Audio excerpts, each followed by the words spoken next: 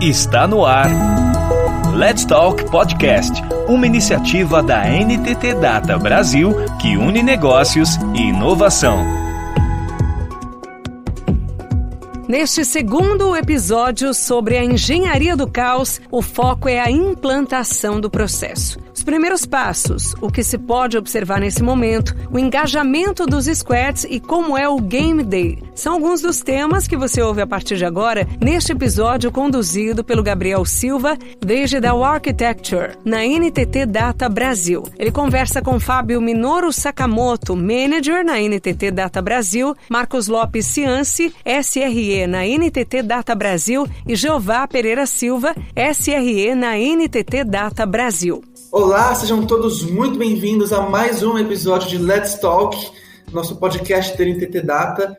Eu sou o Gabriel Noper e hoje a gente vai voltar a falar sobre Chaos Engineering, é o nosso segundo episódio sobre o assunto, e hoje a gente está aqui de volta com o Fábio Sakamoto, o Jeová e o Marcos.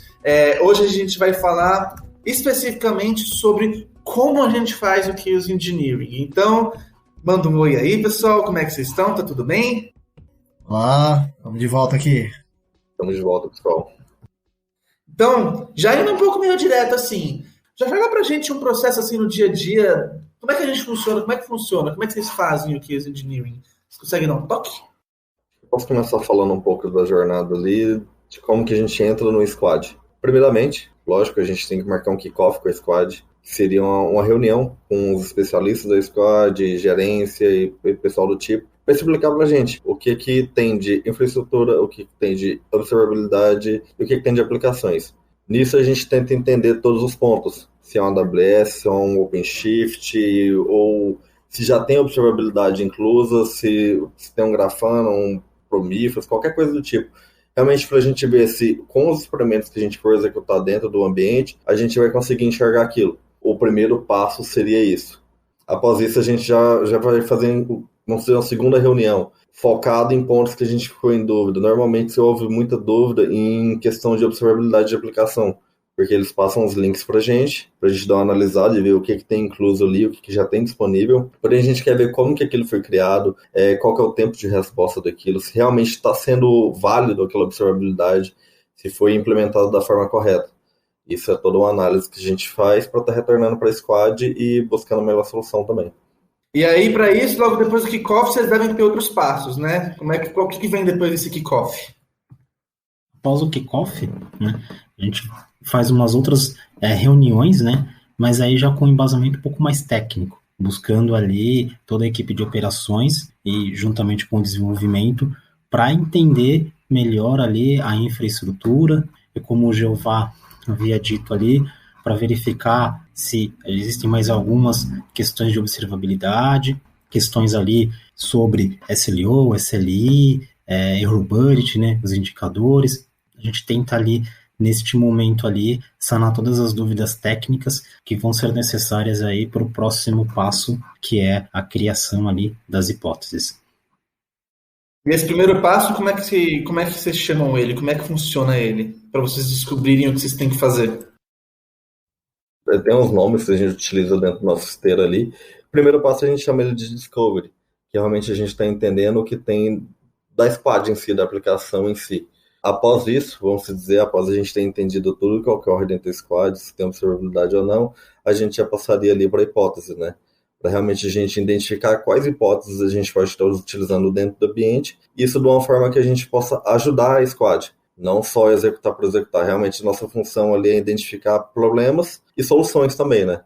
Como último passo, vamos dizer, né, a gente tem o runbook, que seria onde a gente coloca todas as hipóteses que vão ser executadas. Realmente é um documento para oficializar aquilo que a gente vai executar, para ficar de uma forma controlada e planejada, né? Esse é um ponto de contato aqui que a gente faz com a Squad, né? O primeiro ponto de contato. A gente tem que fazer o engajamento, né? É o momento em que a gente traz gerência, a gente traz toda a equipe para entendimento do trabalho. Que a gente não está para apontar dedo para ninguém, e sim apontar o dedo para os problemas. Temos que resolver esses problemas para não ter um impacto em produção. É o momento de todo esse engajamento aí inicial, durante o Discovery, que a gente consegue também saber quem são os stakeholders ali do outro lado, os principais atuantes, toda a equipe, conhecimento de todos, para dar seguimento ao processo. Voltando até o assunto de Chaos, não é caótico, tem um processo, a gente está começando esse processo através do Kickoff e Discovery. Complementando aí, né, Saka, a gente trata os nossos clientes como uma parceria. É uma parceria, né? Então, na parceria, a gente tenta, até nessas reuniões que a gente executa, tanto no Kickoff, de escutar quais são as dores que a Squad ali está enfrentando no momento e no que a gente pode estar auxiliando. Então, esse é um momento muito importante, né, como o Saka comentou, e a gente tem que se aproximar mais ali do cliente, mostrar para ele que é uma parceria. E aí entra no que a gente comentou lá, né, na questão da culpa, né, sem culpa. E um outro ponto ali que é interessante também, dentro desse processo, a gente também faz ali a validação dos scripts. Então, ou seja, que seriam as hipóteses, né? É um momento também que a gente cria o handbook, a gente tem que validar esses nossos scripts, o que a gente vai estar utilizando ali, seja no ensaio ou no game day, para que tudo ocorra ali da forma planejada e controlada. Então agora eu quero saber como é que funciona. Vamos do zero. Vocês falaram que tem 3 passos pra gente. A gente tem o Discovery, que eu imagino que é onde vocês descobrem coisas que têm potenciais problemas, hipótese, que eu imagino que é onde vocês levantam o que pode ser, e um runbook, que é o que vocês fazem para executar, para forçar essas hipóteses. Como é que funciona o Discovery? Vocês conseguem contar para mim, dar uma ideia como é que é o processo disso, do zero? Como é que vocês abordam para os nossos clientes quando a gente vai falar de Discovery? O Discovery, é igual eu havia falado um pouquinho antes, a gente faz esse kickoff. Nesse kickoff, normalmente a gente tem um tech leader ali, que é a pessoa que mais vai entender da aplicação, para nos apresentar o que eles têm ali. Realmente toda a infraestrutura deles e todas as aplicações, vamos dizer. Nisso, a gente já começa ali meio que pensar, a gente poderia executar algum script aqui para estresse de CPU, realmente para ver se isso vai impactar o cliente ou não. Durante esse Discovery também, é igual o Senhor falou, a gente pega as dores que eles já têm. Todo squad normalmente tem uma dor, tem algum ponto que eles realmente não se sentem confiantes naquela questão ali, a gente tenta validar isso para eles. Isso seria mais ou menos o Discovery, acontece algumas outras coisas por trás também, mas tudo voltado em questão de dores do cliente. Que realmente depois da gente ter identificado tudo que tem ali, da gente ter entendido tudo que tem na squad, é onde a gente vai definir a nossa atuação, definir o que a gente vai fazer de atuação ali dentro.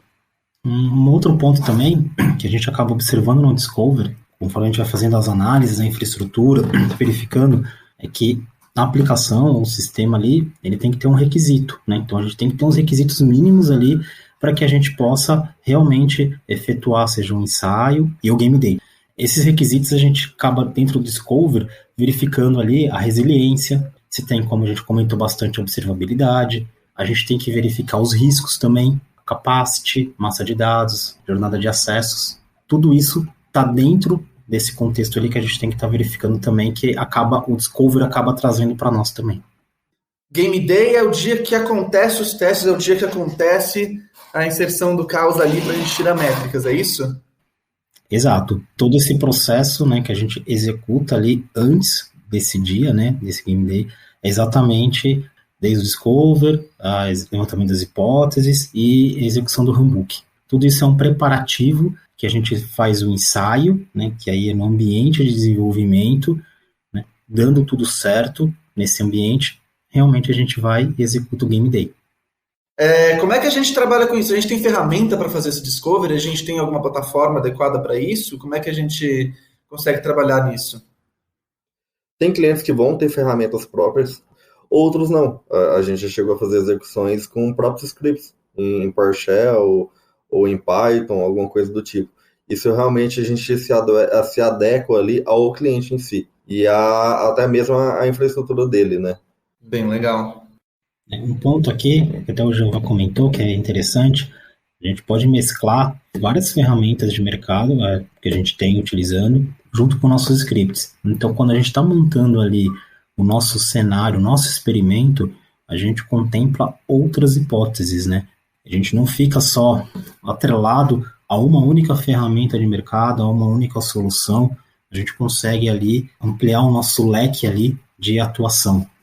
Então, Gabriel, acho que é isso, né? A gente acaba fazendo toda essa análise, tanto de infraestrutura, vendo algumas configurações que são realizadas.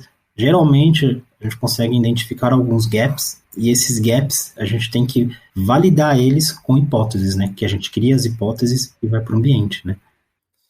Beleza, a gente tem o discovery e aí a gente tem a hipótese, que é o que você comentou, de encontrar gaps, encontrar coisas que possam ser problemas. Como é que vocês criam isso? Como é que vocês validam isso? Tem um processo próprio também? Em questão das hipóteses, a gente tem a definição do escopo de atuação dentro da squad.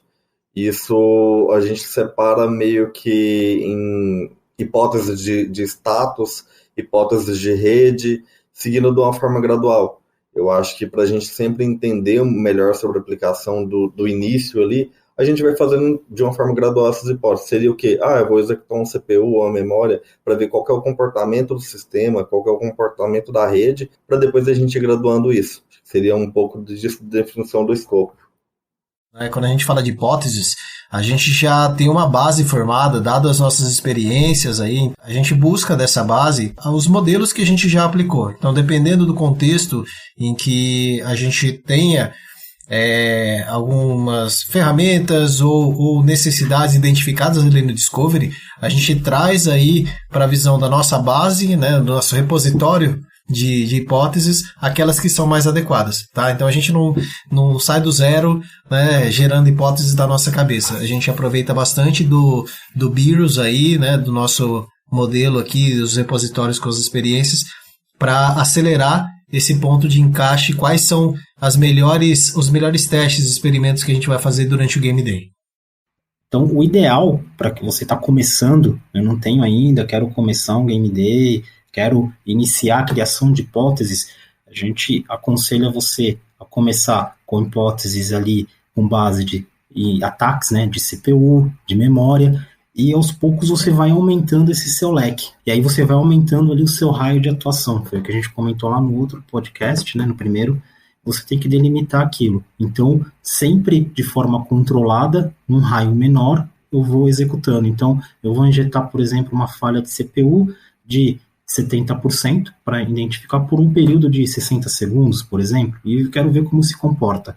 Eu executo, coleto as informações, anoto, verifico o que aconteceu no meu sistema, e aí verifico o que aconteceu, o que eu posso melhorar, quais são os gaps que eu encontrei ali, né? Eu vou aumentando ali aquele leque, sempre de forma controlada e o menor possível de impacto você começa, porque aí você já vai ganhando experiência e ganhando ali um mecanismo para você ir executando mais hipóteses ali com o tempo. Até para ter uma certa segurança e passar para o cliente que vocês não vão só quebrar a ferramenta deles em produção, né? Tem que ser bem devagarinho, bem no cuidado, né? Exato. Quanto a essa visão do cliente, a gente tem até estudado dentro do nosso processo se a gente vai chamar de ataques mesmo. Ataque pode ser uma palavra um pouco forte aí, né? Então a gente quer fazer os nossos testes de resiliência, né? Nossas validações de hipótese. O que a gente chama de ataque aqui é, na verdade, essa validação, tá? Tudo de uma forma controlada. Nesse caso, eu acho que a gente já pode passar para o último tópico. Vocês comentaram sobre Runbook. Como é que é esse Runbook? O que significa isso? O Runbook, ele é um documento onde a gente insere todas as nossas hipóteses, né, que nós criamos ali, que vamos estar executando ali, seja no ensaio e no Game Day, uma relação, um detalhamento ali dos serviços que a gente vai estar utilizando, e ele segue como um guia para nós no dia dos ensaios, em desenvolvimento, homologação, e no ambiente de produção, né, que é o Game Day, que a gente vai estar executando. Ele também contém uma ata para o dia do Game Day, onde todas as ocorrências que vai acontecendo ali, uma pessoa da equipe ali que vai estar junto ali na execução, no dia do Game Day, vai estar fazendo as anotações e coletando essas informações em tempo real do que está acontecendo. Então, isso é um processo que envolve, inclusive, monitoramento manual mesmo, uma pessoa ativa, sentada, lendo logs, vendo o uso de memória, vendo o uso de máquina e analisando essas coisas. Não é uma coisa automatizada, não é um script mecânico, mas mais um script de execução humana mesmo. É um trabalho mais fino, mais delicado. O Game Day, ele se ocorre com, vamos dizer, no mínimo 3 pessoas, 2 ou 3 pessoas. Já por ter alguém executando o script, por ter alguém apresentando o que está acontecendo ali para o pessoal que está assistindo, e até mesmo coletando as informações da observabilidade. para a gente realmente ter no runbook ali final, vamos dizer, para a gerência, toda a documentação do que ocorreu, de qual foi o comportamento da aplicação, para a gente também tomar medidas depois. E eu suponho que essa ata, então, desse runbook no final, que alguém está analisando e coletando os dados, seja justamente o material final mais precioso para vocês, ou eu estou assumindo de uma forma errada? Porque parece que é ela que está trazendo os segredos aí que vocês estão buscando. Após essa ata, vamos dizer um documento de controle ali que a gente tem, que é esse runbook, a gente ainda tem um outro documento que a gente chama ele, a princípio, de pós-mortem, que seria trazendo as informações ali para o cliente final, né, vamos dizer, para a gerência, do que ocorreu, de quais pontos de melhorias, pontos de atenção e por aí vai. A ata, para mim, ela tá no sentido de formalizar, porque, lembrando, a gente está no processo que a gente não começou a executar. A gente está fazendo todos os preparativos. A ata é um registro aqui que a gente passou por todos os passos previstos aí dentro do processo do BIOS, que a gente está pronto agora para começar a ir para a vida real. Aí a execução, aí é quebradeira. Então, algo como um estudo mesmo. Olha, temos essas ideias daqui, temos esses processos, temos esses resultados. Visto que a gente tem isso, visto que a gente já observou esse comportamento nesse ambiente daqui, agora a gente pode aumentar a dose, a gente pode ver nos extremos. Então, é mais ou menos isso a ideia desse runbook, é você ter os processos já desenhados para jogar eles prontos em produção. Isso, né? E até de forma controlada, né? Porque quando criamos as nossas hipóteses e colocamos no runbook, o ideal é o quê? É você realmente executar os seus experimentos com doses homeopáticas. Ou seja, eu coloco uma carga mínima, executo, verifico o que acontece. Depois eu vou para uma outra carga um pouco mediana, onde também eu verifico. Se o comportamento ali em produção realmente afetar o cliente final, aí entra a nossa condição de parada. A gente para o experimento, porque a gente sabe que dali para frente vai atrapalhar, vai implicar ali queda no ambiente de produção, e esse não é o nosso intuito, quebrar a produção de fato, né, derrubar ela. Mas passando desse hipótese mediana, a gente depois vai para uma outra hipótese ali, que realmente aí a gente aplica uma carga maior para entender até onde vai o comportamento do sistema. Acho que dá para ter uma ideia, então, geral, de como é que é o processo do completo. Agora falta só falar de Game Day. E o Game Day é o assunto que a gente vai abordar no nosso próximo episódio do Let's Talk, o podcast da NTT Data sobre Chaos Engineering. Então, eu espero que vocês estejam conosco no próximo e último episódio desse assunto. E até a próxima vez. Valeu, pessoal. Até a próxima. Valeu, pessoal. Até mais. Você ouviu Let's Talk Podcast, uma iniciativa da NTT Data Brasil que une negócios e inovação. Toda semana tem novidades por aqui. Até lá!